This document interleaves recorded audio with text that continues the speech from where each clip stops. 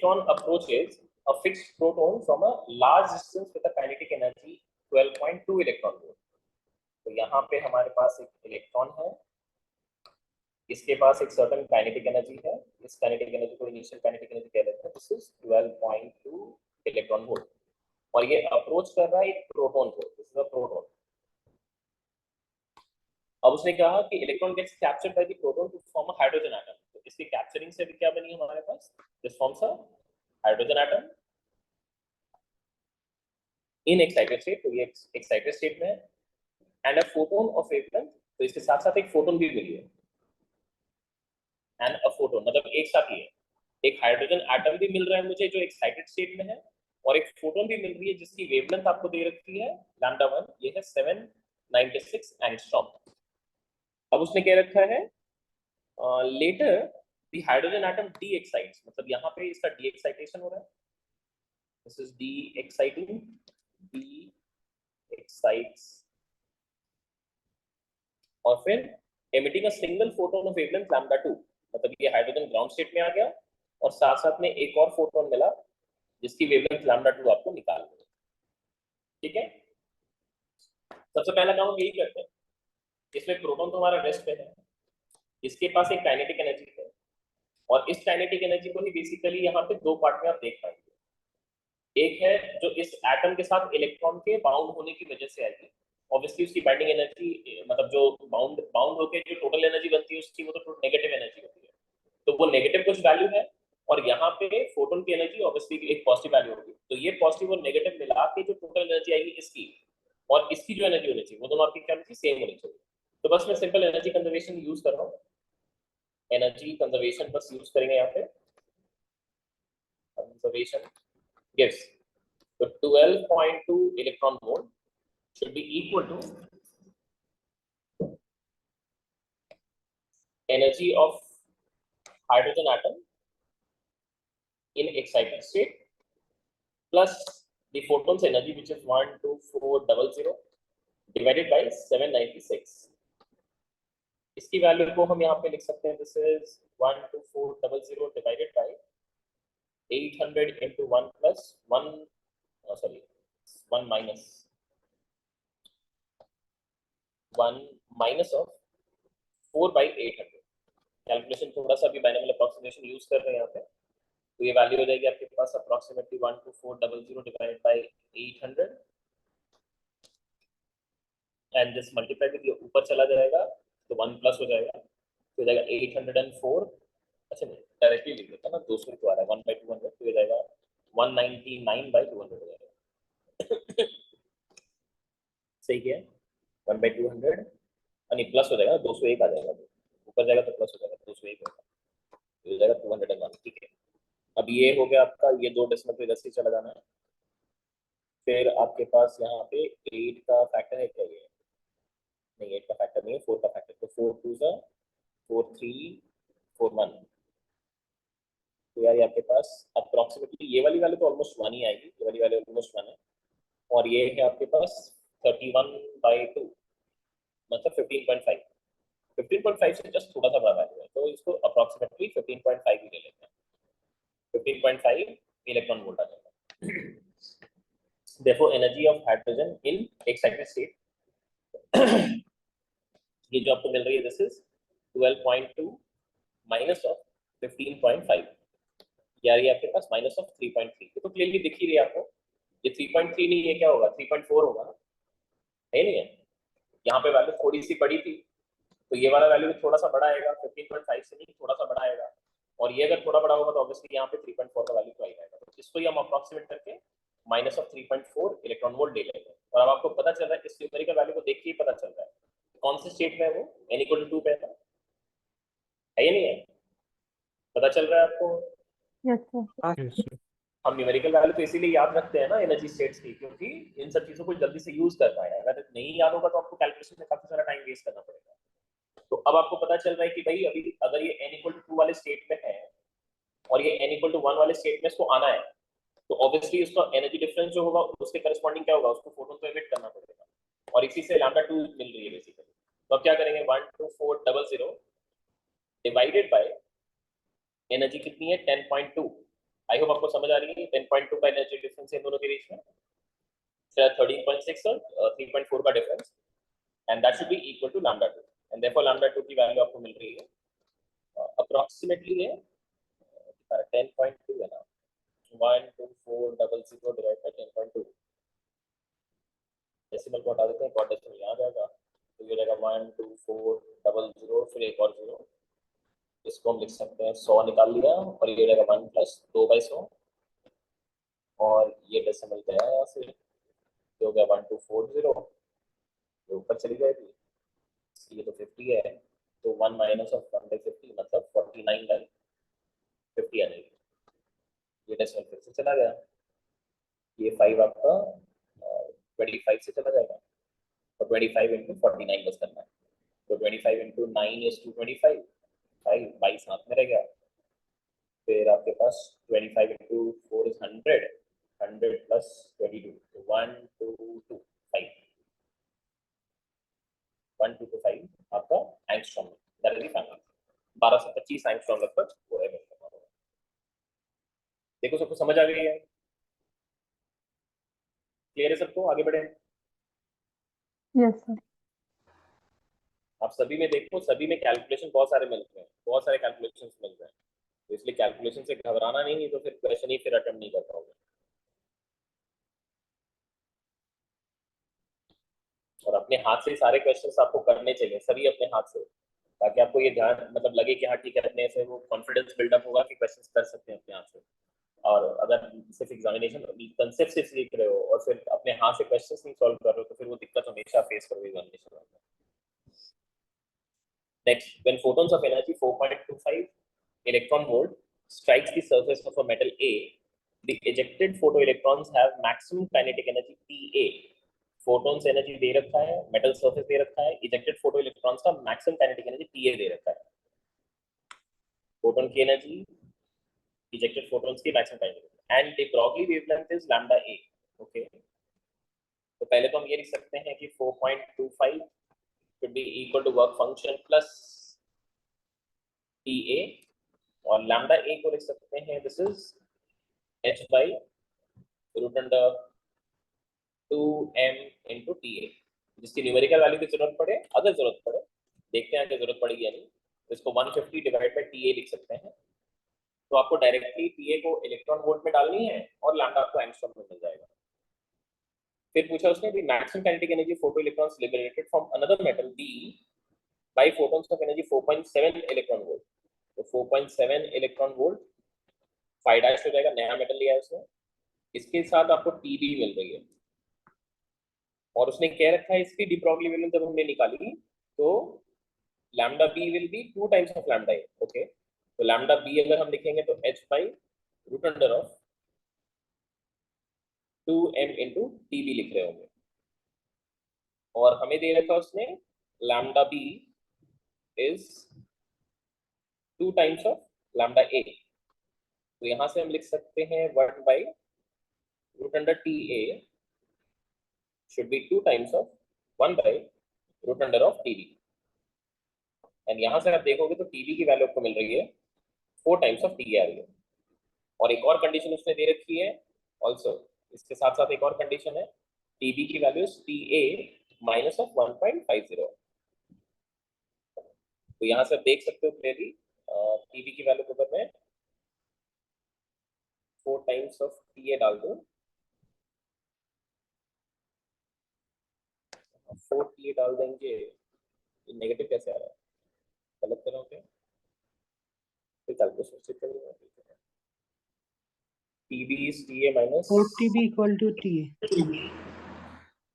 4 into TB equal to TA.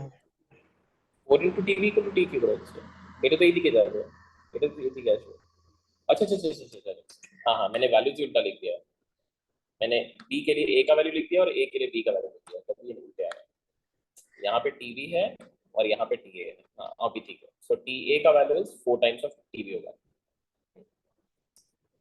उल्टा लिख दिया कहाँ से, अभी ठीक है, सो अभी TA का value is 4 times of TB, तो TB, तो इससे आपको 3 TB की वैल्यू मिल रही है 1.50, तो टीवी की वैल्यू मिल गई आपको 0.50 electron volt, and therefore TA का वैल्यू मिल जाएगा 2 इलेक्ट्रॉन वोल्ट।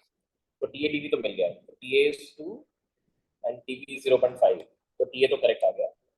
अब वर्क फंक्शन पूछा है मेटल ए का, तो अभी तो आराम से निकाल सकते हो। तो 5 अगर चाहिए तो ये था 4.25 minus of TA, and TA was 2, तो ये जाएगा 2.25 इलेक्ट्रॉन वोल्ट, ये भी मैच कर गया।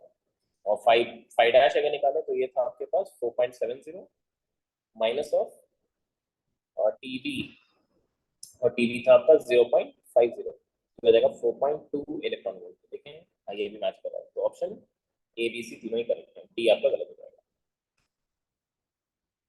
इसमें ज्यादा मेहनत नहीं करना पड़ा इसमें।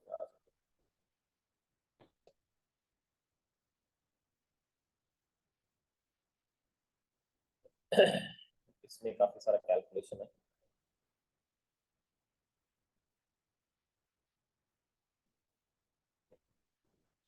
A photon of energy 5.4852 electron volt liberates an electron from the lithium atom initially at rest. The emitted electron moves at right angles to the direction in which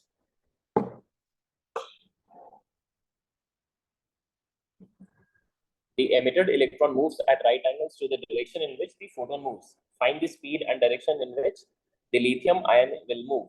angle भी आपको फाइंड करना है और फिर उसकी स्पीड भी find करनी है। Ionization potential of lithium atom आपको दे रखा है 5.3918 वोल्ट है, और फिर आपको ये दे रखा है एटॉमिक वेट भी कितना है ये भी दे रखा है, और मास ऑफ इलेक्ट्रॉन भी दे रखी है। ठीक है, सबसे पहले हम लिथियम की मास को निकाल लेते हैं एक एटम का, जिसको उसने कैपिटल एम से डायग्राम में ऑलरेडी मेंशन कर रखा है। देखो यहाँ पे कैपिटल एम भी लिखा है, यहाँ स्मॉल एम भी लिखा है।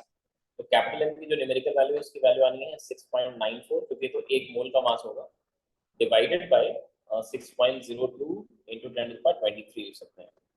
तो इसको अप्रोक्सीमेटली देखोगे आप तो ये 6 1 6, फिर 6 1 6, 3 4, 6 1 6 6 36, हाँ ठीक है, 1.16 into 10⁻23 ये आपका ग्राम्स में आ रहा है, और अगर केजी में कन्वर्ट करना हो अकॉर्डिंगली हम कन्वर्ट कर सकते हैं। और स्मॉल एम की वैल्यू तो आपको पता है वो 9.1 है, तो स्मॉल एम की वैल्यू इज 9.1 into 10⁻31, ये केजी में, अच्छा इसको भी केजी में कन्वर्ट कर देते हैं, तो 1.16 into 10⁻, जब फिर से 10⁻³ हो जाएगा तो 10⁻26 हो जाएगा, या तो केजी में हो जाएगा। इसका रेशियो अगर ले तो कितना आएगा, अगर रेशियो लेते हैं इनका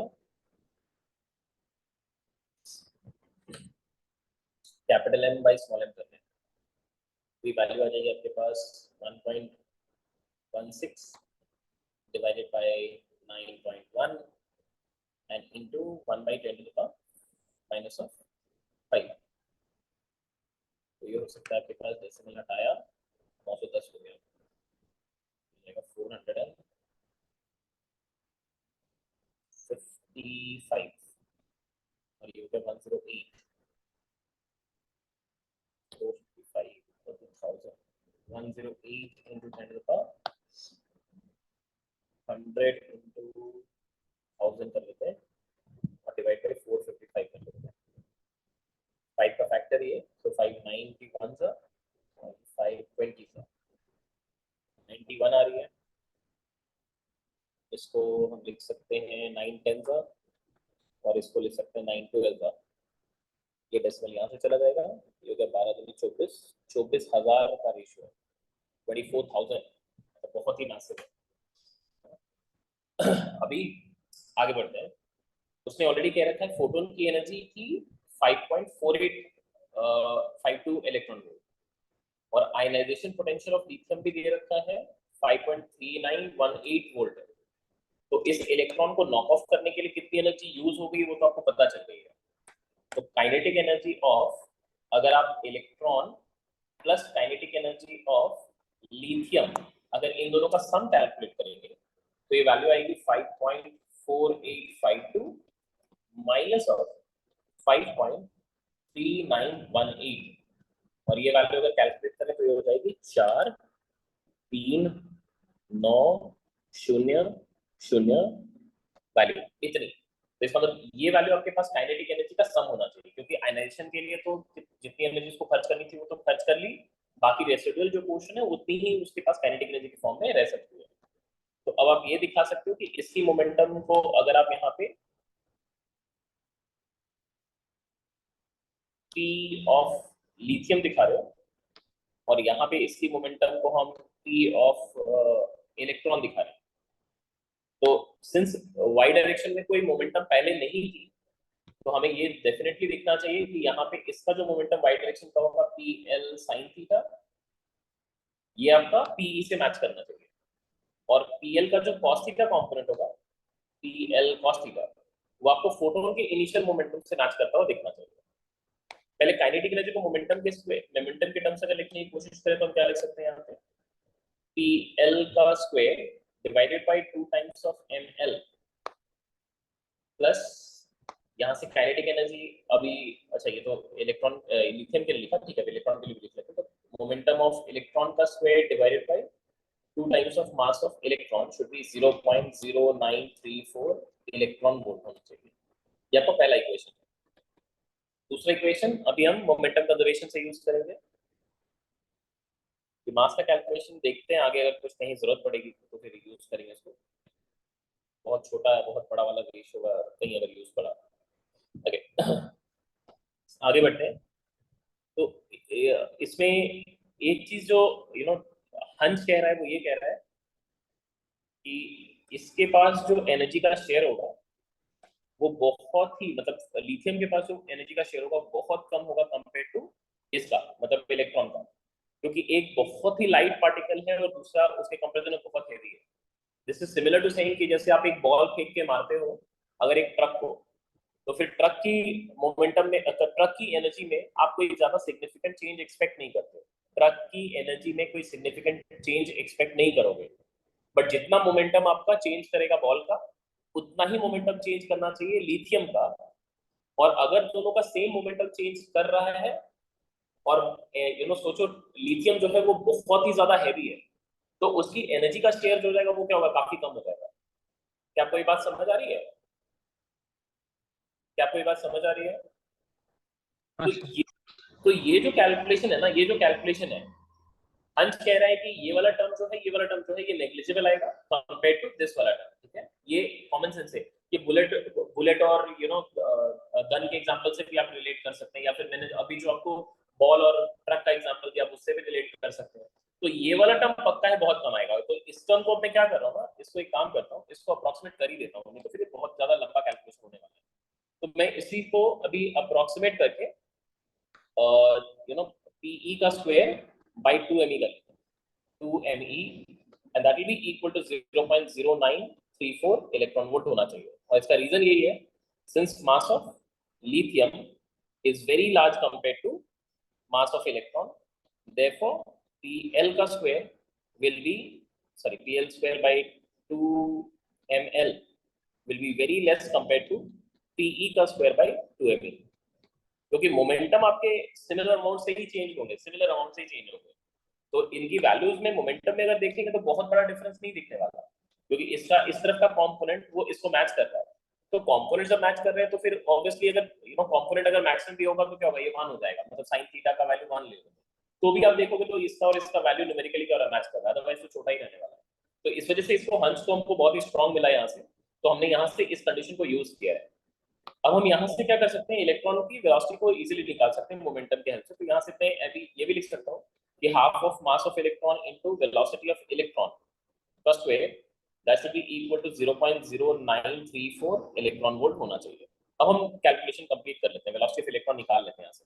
अच्छा एक काम करें, मोमेंटम निकाल दें क्या, इंस्टेड ऑफ वेलोसिटी मोमेंटम निकालना ज्यादा आसान होगा, ज्यादा कन्वीनियंट होगा, क्योंकि हम इससे डायरेक्शन भी निकाल पाएंगे और मोमेंटम को इक्वेट करके हम मोमेंटम भी निकाल पाएंगे।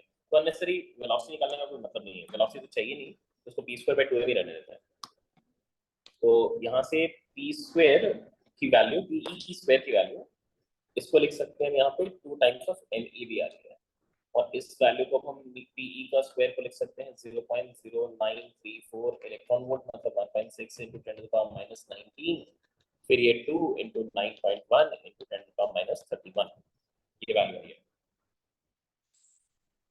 अभी वैल्यू देखें तो कुछ कट कट रहा है क्या?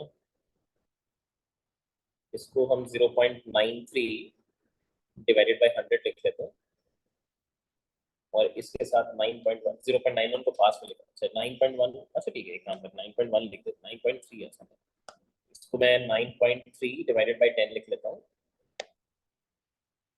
नहीं 9.3 डिवाइड बाय 100 ही तो लिखना पड़ेगा, हाँ 100, और इसके साथ 9.3 भी पास में लिख लेता हूँ, 9.1 भी पास में लिख लेता हूँ, ताकि मैं इसको स्क्वायर रूट की तरह दिखा सकूँ, और यहाँ से मैं 16/10 लिख लेता हूँ, इसको 16/10 कर लेते हैं, और इसके साथ एक 2 है, और उसके साथ फिर 10 के पावर -50 आ रही है, ठीक है। अब आपको मोमेंटम ऑफ इलेक्ट्रॉन अगर चाहिए तो ये वैल्यू आ जाएगी आपके पास approximately 9/100, sorry by 10 into 4, and यहाँ पे 1/√5 है, √5 की वैल्यू अप्रोक्सीमेटली 2.25 के आसपास होती है, एंड इसके साथ फिर आपका मल्टीप्लाई होगा 10⁻25 का, तो इसको हम लिख सकते हैं 9/10 इंटू 4/9/4 लिख सकते हैं वापस से, एंड इंटू 10⁻25, ये 9 कट गया, 16/10 मतलब ये 1.6 इंटू 10⁻25, ये सारा ऐसा ही में लिखना है, तो केजी मीटर पर सेकंड में आपका वैल्यू आया। तो मोमेंटम ऑफ इलेक्ट्रॉन हमने निकाल लिया।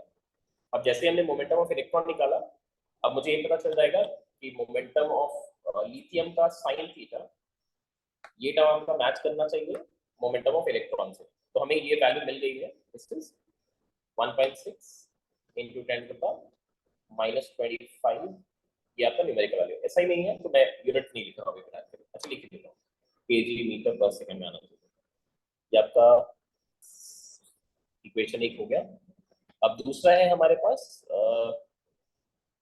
मोमेंटम ऑफ लिथियम का कॉस थीटा, ये टर्म जो है, ये टर्म आपकी इनिशियल मोमेंटम ऑफ फोटोन से मैच करना चाहिए, ये फोटोन की मोमेंटम से मैच करनी चाहिए। फोटोन की मोमेंटम लिखने का तरीका होगा एनर्जी बाई सी,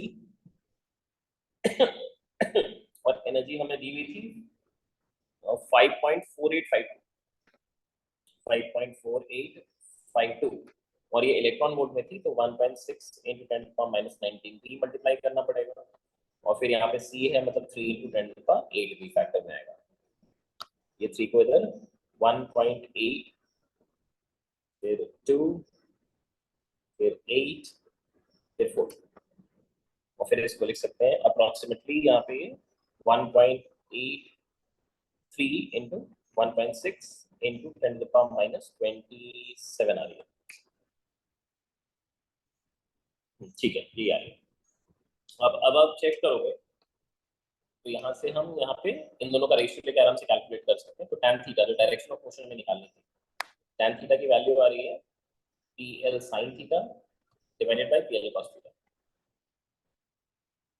और यहाँ पे वैल्यूज को सब्स्टिट्यूट कर लें, ये था 1.6 इंटू 10⁻25, और यहाँ पे है आपके पास 1.83 इंटू 1.6 इंटू 10⁻27, ये तो गया, ये आपके पास 100 डिवाइडेड बाय 1.83 आ रही है,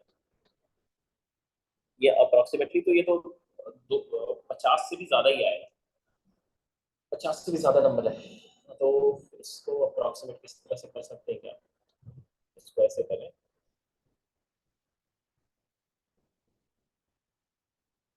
100 इंटू 100 डिवाइडेड बाय 3 को लिख लिया जाए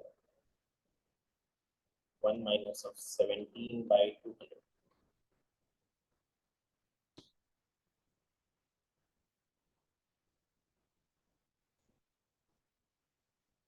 आराम से अप्रोक्सीमेशन यूज कर पाएंगे ये, तो ये वैल्यू हो जाएगी 100 इंटू 100 इंटू 217/200, ये दोनों डेसिमल गए, ये दो आपका 50 से चला गया, अरे कुछ गड़बड़ कर दिया मैंने,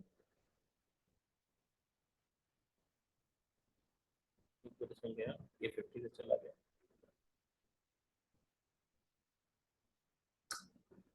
क्या गड़बड़ कर दिया मैंने,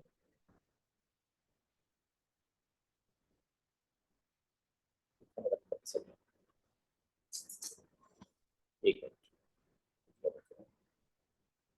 100 बाई 1.83, 1.83 को मैंने 183 लिखा बाई 100 कर दिया, फिर 183 को मैंने लिखा 1 माइनस 17 बाई 2, फिर ऊपर लेके चले गया, तो 100 इंटू 100 इंटू 1217 प्लस हो जाएगा ऊपर जाने से, और यहाँ पे 200 आ रही है, तो वेट वैल्यू क्यों आ रहा है?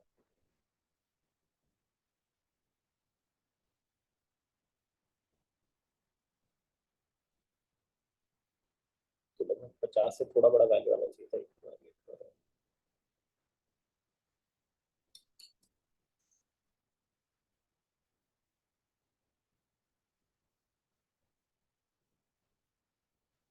आप लोगों को कोई कैलकुलेशन मिस्टेक दिख रहा है? मुझे तो नहीं दिख रहा क्या कैलकुलेशन मिस्टेक, पर गड़बड़ तो हो रही है क्योंकि ये वैल्यू जिस 50 से थोड़ी बड़ी आनी चाहिए, मतलब 55 56 ऐसे टाइप का कुछ आना चाहिए, 55 56, बट यहाँ से तो क्लियरली दिख रहा है ये तो बहुत बड़ा मिस्टेक हो रहा है यहाँ पे। ये 2 ये 50, तो 50 से 217 तो मल्टीप्लाई नहीं हो सकता, कुछ तो वैल्यू हो जाएगा, तो 1 प्लस एक्स एंड से 217 हो जाएगा, 200 हो जाएगा। यार क्या मिस्टेक,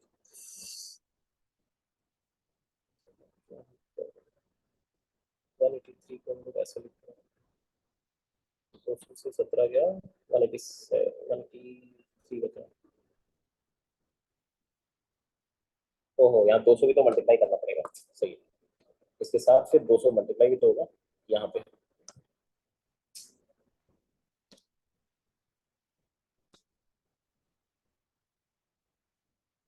यहाँ पे एक 200 भी मल्टीप्लाई होगा, ठीक है, अब ठीक है, 1/200 अब परफेक्ट, एक दो एक दो, तीन चार तीन चार, तो हो गया आपके पास 217 डिवाइडेड बाई 4 आ रहा, तो हो गया आपके पास 54.25, 54.25 आ रही है, tan थीटा की वैल्यू 54.25 है, बहुत बड़ी वैल्यू है, तो 90 के काफी क्लोज एंगल आएगा, बहुत ही क्लोज एंगल आएगा, बट सिंस उसको एग्जैक्ट चाहिए, क्या हम एग्जैक्ट वैल्यू निकाल सकते हैं इसका?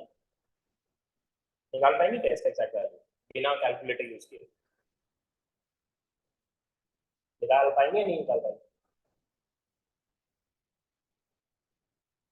निकाल सकते हैं, थोड़ा सा बुद्धि लगाएंगे। इसने थीटा पूछा है, थीटा बहुत बड़ा, ये तो समझ में आ रहा है, अगर मैं ये अल्फा निकाल दूं, अल्फा बहुत छोटा है, और छोटे एंगल्स के लिए हम क्या कर सकते हैं, ट्रिगोनोमेट्रिक अप्रोक्सीमेशन को यूज कर पाएंगे, तो देखो वो वाली थोड़ी सी बुद्धि लगाते हैं, तो मैंने क्या किया, tan थीटा को भी ऐसे लिख दिया, tan of 90 degree minus alpha, and इसको लिख लिया हमने 54.25 आ जाएगा, 54.25, एंड देयरफॉर यहां से लिख सकते हैं हम cot ऑफ अल्फा मतलब tan अल्फा, ये हो जाएगा 1/54.25 हो जाएगा, इनवर्स में ये दिख ही रहा है आपको, बहुत छोटा आ रहा है, ये अप्रोक्सीमेटली 0. अच्छा इसको, ये तो रेडियंस में है, तो यहाँ से हम अल्फा की वैल्यू को लिख सकते हैं अप्रोक्सीमेटली 1/54.25 इनटू, या डायरेक्टली 217/4 लिख देते हैं, कैलकुलेशन में फिर से आसान होगा हमारे लिए, 217/4, और ये रेडियंस में तो डिग्रीज में कन्वर्ट करना है, तो 180 डिग्री बाई यहाँ पे 3.14 मतलब 22/7 करना पड़ेगा, ये 2 ये 11, यहाँ पे 7 3 1, और आपके पास बचा ये 360 डिग्री डिवाइडेड बाई, ये हो रहा है 310 341 341 डिग्री, ये क्लियरली आपको दिख रहा है, ये अप्रोक्सीमेटली 1.2 डिग्री के आसपास आएगा, अप्रोक्सीमेटली 1.2 डिग्री, और अल्फा अगर 1.2 डिग्री के आसपास है, तो थीटा का कितना हुआ, 90 degree minus of 1.2 degree, and that becomes approximately 88.8 degree, ये आपका फाइनल आंसर होगा, आपको समझ आया? ठीक है, अगर tan थीटा की वैल्यू बहुत बड़ी आ रही है तो वो कैसे कैलकुलेट करेंगे, ये आपको थोड़ी सी बुद्धि लगानी चाहिए, समझ आ गई सबको? ये तो हमने थीटा निकाल लिया, और उसने पूछा था स्पीड भी निकालना था, स्पीड, स्पीड को निकालने के लिए हम क्या कर सकते हैं, हम फर्स्ट इक्वेशन और ये जो हमारा सेकंड इक्वेशन है, यहाँ पे मार्क करेंगे, यहाँ पे ये सेकंड इक्वेशन, फर्स्ट इक्वेशन और सेकंड इक्वेशन को हम यूज कर सकते हैं, हम मोमेंटम को निकालने के लिए, pl का स्क्वायर मतलब sin square theta plus cos square theta 1 हो जाएगा, अकॉर्डिंगली वहां से हम कैलकुलेट कर पाएंगे। और यहाँ से tan थीटा तो बहुत ही बड़ा आया था, तो ऑब्वियस है यहाँ पे ये जो PL sin थीटा है ये बहुत बड़ा है compare to PL cos theta. PL sin theta is very large compare to PL cos theta, बहुत बड़ा है। तो इसीलिए जब हम अच्छा sin थीटा तो 1 के आसपास ही आ गया, हाँ तो डायरेक्टली वहां से कर सकते हैं, हाँ ठीक है। therefore as theta tends to 90 degree, मैं डायरेक्टली लिख सकता हूँ कि PE का sin थीटा जो अपना इससे मैच कर रहा था, sin थीटा का value 1.6 into 10 to the power minus 25, 1.6 into 10 to the power minus 25 kg metre पर सेकेंड, इसमें मैच कर रहा था। तो यहाँ से अब आप लिख सकते हो, ये P तो नहीं था, PL था ना, ये PL था, PL था, PL। तो अब आप इसको लिख सकते हो यहाँ से, this will B capital L into V of lithium into 1 is 1.6 into 10 to the power minus 25, and therefore velocity of lithium is 1.5 into 10 to the power minus 25 divided by mass, और वो मास हमने ऑलरेडी निकाला था, that mass was 1.16 into 10 to the power minus 26, 1.16 into 10 to the power minus 26, तो ये हो गया आपके पास 1.5 into 10 divided by 1.16, तो 15 divided by 116 into 100 कर सकते हैं यहाँ पे, ये 4 आपका 2 सा 9 सा 25 सा, और ये तो आपका अप्रोक्सीमेटली ये 3/6 है, 3/6 है, मतलब हाफ ही है ऑलमोस्ट, और ये 10 25 से मल्टीप्लाई होगा तो 12.5 मीटर पर सेकेंड के आसपास आएगा। तो ये इतना मीटर पर सेकेंड से मूव करना स्टार्ट करेगा। ठीक है, क्लियर सबको?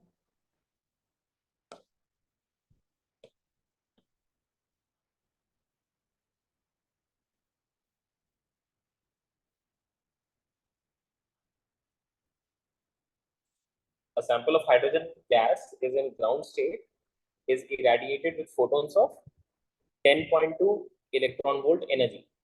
The radiation from above sample is used to irradiate two other samples of excited ionized He plus and excited ionized Li plus 2 respectively.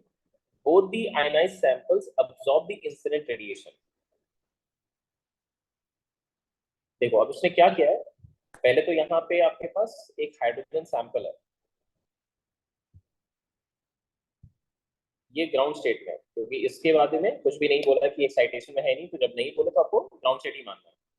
इस पे उसने फोटोन्स डाले हैं ऑफ 10.2 इलेक्ट्रॉन वोल्ट, तो ये एनर्जी अब्सॉर्ब हो जाएगी ऑब्वियसली, और एनर्जी अब्सॉर्ब होगी तो 10.2 का एनर्जी जब वो अब्सॉर्ब करेगा तो हाइड्रोजन एटम एक एक्साइटेड स्टेट में आ जाएगा, और वो कौन से एक्साइटेड स्टेट में होगा, n=2 पे होगा ना, होगा, क्योंकि -13.6 से 10.2 ऐड करेंगे तो आपको 3.4 का वैल्यू मिलेगा, तो आपको ये पता चल गया ऑलरेडी कि हाइड्रोजन एटम आपका n=2 पे जा चुका है। आपको पता है कि एक्साइटेड स्टेट से वो जब डी एक्साइटेशन जब होगा उसका, तो साइमल्टेनियसली आपको दो चीजें मिलेंगी। डी एक्साइटेशन अगर होगा तो एक तो हाइड्रोजन एटम आपके ग्राउंड स्टेट में आ जाएगा, और उसके साथ साथ आपको फोटोन मिलेगी, और उस फोटोन की एनर्जी वापस से 10.2 इलेक्ट्रॉन वोल्ट की होगी। यही 10.2 इलेक्ट्रॉन वोल्ट तो जो सैंपल है उसने इसने क्या किया है, इसको दो जगह डाला है, एक है आपका लिथियम +2 पे डाला है जो कि एक्साइटेड स्टेट पे है, और साथ साथ में उसने हीलियम He+ पे भी डाला, ये भी एक्साइटेड स्टेट में। अब फिर उसने कह रखा है कि ये ऑलरेडी अब्सॉर्ब हो रहे हैं, they are already getting absorb, इसका मतलब पक्का है उनका एक्साइटेशन तो हो रहा होगा। आपको बस ये चेक करना है कि किसके लिए एक्साइटेशन कॉज करवा सकते हैं, उसके बाद का कैलकुलेशन हम अपने आप ही कर पाएंगे। तो आपको ये समझ में आ रहा है कि फॉर एक्साइटेशन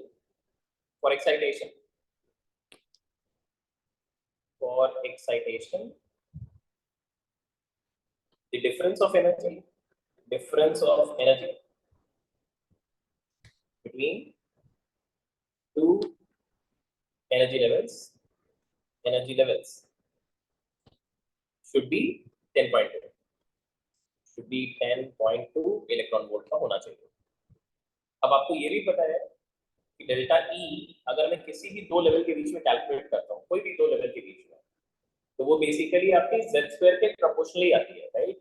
मतलब वो जो भी जैसे फर्स्ट एंड सेकंड के लिए अगर आप निकालेंगे तो 3.4 टाइम्स ऑफ z स्क्वायर हो जाएगा, फर्स्ट एंड थर्ड के लिए निकालेंगे तो फिर उसके according 12.1 times of z square हो जाएगा। तो डेल्टा ई आपका प्रोपोर्शनल टू z स्क्वायर तो नहीं है, z स्क्वायर के साथ ही प्रोपोर्शनल आएगा। तो ये z स्क्वायर की वैल्यू अगर आप एक केस में देखेंगे तो आपको हीलियम के लिए 2 का स्क्वायर मतलब 4 मिलेगा, और अगर आप लिथियम के लिए देखेंगे तो 9 मिलेगा। तो अब अगर यहाँ पे आप 10.2 का एनर्जी डिफरेंस है, सॉरी एनर्जी डिफरेंस 10.2 का चाहिए, बट ये z स्क्वायर से मल्टीप्लाई करने के बाद चाहिए, तो यहाँ से आपको जो मिल रही है एनर्जी डिफरेंस जो चाहिए वो बेसिकली आपको अगर मैं हाइड्रोजन एटम के लिए करता, हाइड्रोजन एटम के लिए, तो वो बेसिकली मिलती है आपको 10.2 डिवाइडेड बाय 4 का मिलता, और यहाँ पे अगर हाइड्रोजन एटम के लिए एनर्जी डिफरेंस कैलकुलेट करता तो वो मिलता 10.2 डिवाइडेड बाय 9 का मिलता। 10.2 को अगर 4 से डिवाइड करें तब तो एग्जैक्टली ये 3.4 का ही आ रहा है, और ये अगर करें तो ये अप्रोक्सीमेटली आ रही है 1.1 का आ रहा है। तो मुझे ये देखना पड़ेगा कि कहाँ पे ये एनर्जी डिफरेंस आपकी क्रिएट हो रही है। अच्छा, मतलब ये हाइड्रोजन एटम के लिए भी, अच्छा नहीं, ये हाइड्रोजन एटम के लिए नहीं, हाँ हाइड्रोजन एटम के लिए तो है। हाँ ठीक है, अभी मैं एक बार ना जल्दी से एक बार एनर्जी लेवल्स मार्क करता हूँ क्योंकि इससे मुझे थोड़ा सा एनालिसिस आसान होगा। ये है n equal to 1 minus of 13.6, तो minus 13.6 electron volt, n equal to 2, ये है माइनस ऑफ 3.4, फिर है n इक्वल टू 3, ये है माइनस ऑफ 1.51, फिर है n इक्वल टू 4, ये है minus of 0.85, n equal to 5, ये है माइनस ऑफ 0.54, फिर n इक्वल टू 6, ये है माइनस ऑफ 0.38। इतना ही याद रखना होगा, इससे ज्यादा का जरूरत नहीं पड़ता। अब एक बार मैं चेक करता हूँ कि कहाँ पे मैं 3.4 का एनर्जी डिफरेंस, अच्छा नहीं 10.2 का एनर्जी डिफरेंस चाहिए, तो 4 से मल्टीप्लाई करने पे मुझे 10.2 मिल रहा है, तो एनर्जी डिफरेंस 3.4 का ही होना चाहिए। ये बेसिकली मैं इसके लिए कैलकुलेट कर रहा हूँ, मतलब हाइड्रोजन के लिए। तो 3.4 का एनर्जी डिफरेंस,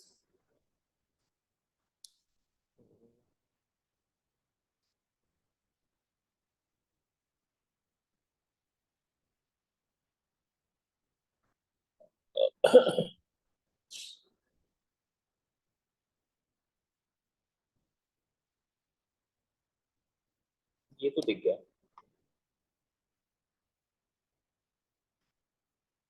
ये तो दिख गया Sir, एग्जैक्टली। देखो ये 2 by 4 will be approximately 2.5.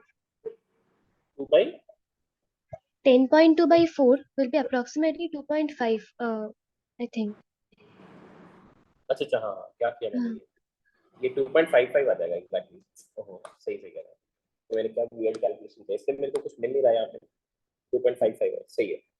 तो देखो यहाँ पे ये 1.1 जो है ये तो यहाँ पे मिल जाएगा। देखो n इक्वल टू 3 पे 1.51 है, और n इक्वल टू 6 पे 0.4 है अप्रॉक्सीमेटली नेगेटिव के साथ। इन दोनों का डिफरेंस लोगे तो एग्जैक्टली 1.1 के आसपास आ जाएगा, और ये 1.1 से थोड़ा ज्यादा ही था क्योंकि नीचे में 10 था और ये ऊपर में 10.2 है, तो एग्जैक्टली मैच कर जाएगा। तो इससे हमें ये पता चल गया, इससे ये पता चल गया हमें, इससे ये पता चल गया कि वो n इक्वल टू या n1 इक्वल टू 3 से n2 इक्वल टू 6 पे एक्साइट हुआ था।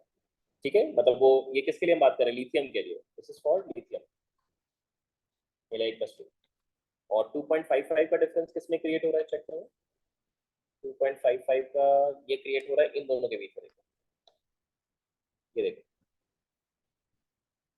ये है 1.1 और ये है 2.55। देखिए सबको, तो यहाँ से अभी ये भी आपको मिल गया, तो ये आपका n1 इक्वल टू 2 से n2 इक्वल टू 4 पे एक्साइट हुआ है। This is for He+2। ठीक है, अब हम बाकी सारे क्वेश्चंस को अटेम्प्ट कर सकते हैं। देखो, उसने पूछा how many spectral lines are obtained in He+2 and Li+2। अब तो इसका आंसर सिंपल हो गया। He+2 के लिए क्या होगा, n × n-1/2। n कौन से लेवल पे वो एक्साइट हुआ था, 6। तो नहीं सॉरी, हीलियम तो हुआ था 4 पे, तो हो जाएगा 4 × 3 divided by 2 and that becomes 6। और Li+2 के लिए ये हो जाएगा कहाँ पे, 7 पे गया था, नहीं 6 पे गया था, तो 6 × 5/2 and that becomes 15. So these are the number of spectral lines obtained for the respective helium and lithium. What are the smallest and biggest wavelength in this spectra? This spectra मतलब दोनों को combine करके शायद पूछना चाह रहे हैं वो। तो combine करके अगर पूछेंगे तो सबसे छोटी एनर्जी डिफरेंस जो आपको दिखेगी, सबसे छोटी एनर्जी डिफरेंस वो आपको ये वाली दिखेगी, ये है delta E minimum. Delta E minimum है, और ये हाइड्रोजन के लिए है।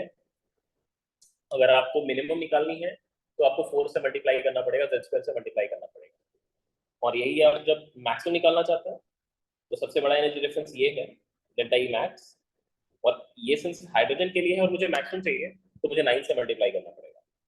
तो मुझे डेल्टा ई मिनिमम की जो वैल्यू मिल रही है that is minus of 0.38 plus of 0.54 and multiplied with 4 आ जाएगा। तो ये वैल्यू हो गई है 0.16 into 4 and that becomes 0.64 electron volt हो गई है, and therefore lambda max that will be 12400 divided by 0.64। ये आपको एंगस्ट्रॉम में मिल गया।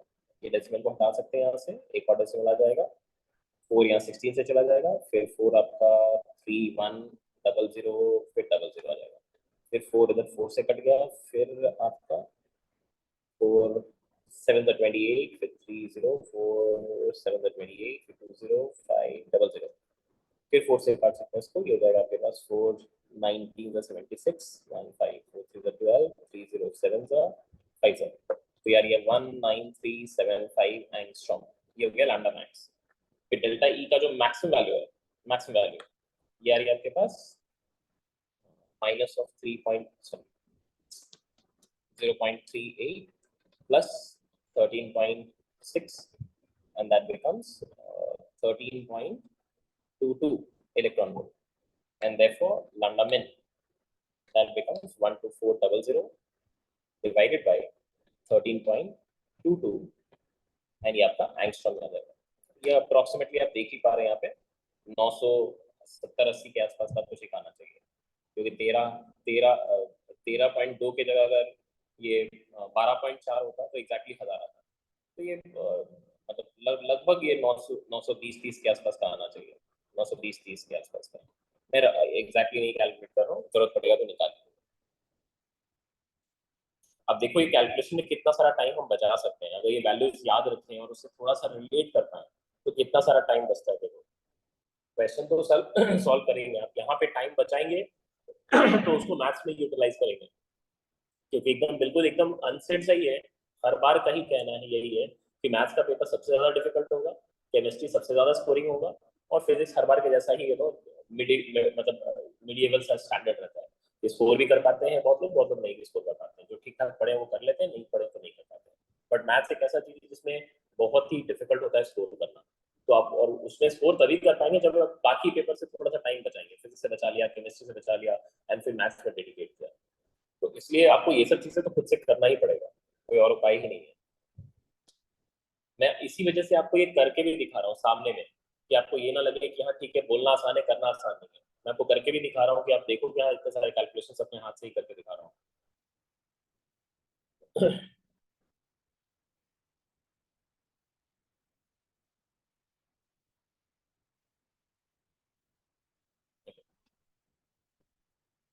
Consider a hypothetical hydrogen-like atom. The wavelength in angstrom for spectral lines for transitions from n equal to p to n equal to 1 are given by this value दे रखी है इस value को उसने ऐसा अरेंज किया जानबूझ के ताकि आपका दिमाग ना काम करे। अगर इसको थोड़ा सा भी बुद्धि लगाओगे तो जनरली हमें लैम्डा हम जब निकालते हैं रेडबर्ग फॉर्मूला यूज करके या एनर्जी डिफरेंस को भी यूज करके, तो उसमें inversely proportional to n square आता है। तो यहाँ पे 1/λ की वैल्यू बेसिकली वो एक्सप्रेस होती है। तो इसी वजह से हम क्या करते हैं, इसको एक बार एक्सप्रेस कर लेते हैं उसी फॉर्मेट में जो हम जानते हैं पहले से ही, तो उस फॉर्मेट में एक्सप्रेस करें एक बार। तो अगर मैं इसका इनवर्स ले लूँ तो ये हो जाएगा 1/λ और ये हो जाएगा 1/1500 एंड यहाँ से हो जाएगा ये p² - 1/p² हो जाएगा।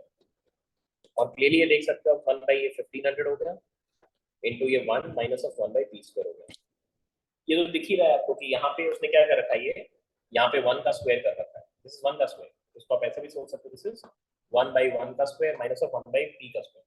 उसने क्या बोला, consider hypothetical hydrogen like atom the wavelength in angstrom for spectral lines for transitions, मतलब ट्रांजिशंस मतलब n = p से n = 1 पे आ रहा है, तो फिर उसके क्या फोटॉन्स उसको मिल रहा है, यही वैल्यू उसने दे रखा है। तो यहाँ पे हम डायरेक्टली लिख सकते हैं कि अब यहाँ से एनर्जी इन nth लेवल अगर मुझे लिखनी है तो यहाँ पे हम लिख सकते हैं दिस इज 1/1500, sorry, hc/λ करना पड़ेगा। तो this will be hc and then यहाँ पे 1500 है एंड डिवाइड बाय p² करना पड़ेगा। आपको पता है कि अगर हम लैम्डा को एक्सप्रेस कर रहे हैं एंगस्ट्रॉम में तो hc का वैल्यू को 12400 में एक्सप्रेस करते हैं आप यहाँ पे, तो इसको लिख सकते हैं 12400 डिवाइडेड बाय 1500, ये आपका p² हो जाएगा। अच्छा ये p² की जगह p की जगह हमने अच्छा n = p तो लिख रहा ना, तो nth लेवल पे n = p ही है यहाँ पे, तो यहाँ पे मैं n² लिख देता हूँ, थोड़ा सा ज्यादा सिंबॉलिक भी होगा हमारे लिए। ये n² कर रहे हैं, ये 2 डेसिमल गए यहाँ से, ये 515 तो 5 से 5 3 सा 525 सा, फिर आपके पास आ गए 8.33 बाई n² आ रही है। ये आपकी है एनर्जी इन एनर्जी स्टेट। अच्छा ये नेगेटिव हो गया, मैं देना भूल गया। So negative of 8.33 by n² is the energy in nth state। और ये हाइड्रोजन लाइक एटम के लिए है। और आपको ये पता है कि हम इसको जब लिखते हैं अपने नॉर्मल फॉर्मूले से, तो एनर्जी इन nth स्टेट को हम लिखते हैं -13.6 into z² by n² लिखते हैं, और यही वाली वैल्यू उसने दे रखी है। अच्छा हाइपोथेटिकल हाइड्रोजन लाइक एटम है, अच्छा इसकी जरूरत नहीं है, ये तो कुछ थोड़ी चेंज करके भी वो ला सकते हैं, तो इसको नहीं यूज करते हैं, मे बी उन्होंने कुछ लॉ चेंज कर दिया, ठीक है, तो उसको यूज नहीं करना होता। देखते हैं आगे जरूरत पड़ रही है। Find the wavelength of the least energetic and the most energetic photons in this series. So P की वैल्यू उसने कह रखी है 2 3 4 5 ऐसे हायर लेवल पे लेके चलो। तो यहाँ पे अगर मैं उसने एनर्जी लेवल डायग्राम भी बनाने बोला, तो एक बार जल्दी से बना लेते हैं। तो यहाँ पे n = 1 के लिए अगर एनर्जी लिखोगे आप, तो ये E1 लिखेंगे तो -8.33 इलेक्ट्रॉन वोल्ट आएगा। फिर n = 2 के लिए एनर्जी E2 आएगी -8.33 डिवाइडेड बाय 4 आएगी, व्हिच इज -2.08 इलेक्ट्रॉन। फिर n = 3 के लिए ये एनर्जी E3 ये आएगा -8.33 डिवाइडेड बाय 9, दिस इज -0.9 2 से 18 5095 electron.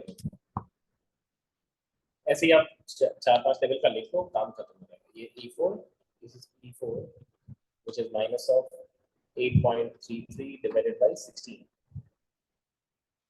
so this will be 16 into 5, so 0.5 is 80, 3 16 2 is 32, ये इलेक्ट्रॉन that's it। ठीक है, इतना काफी है। तो एनर्जी लेवल भी हमने कंस्ट्रक्ट कर दिया।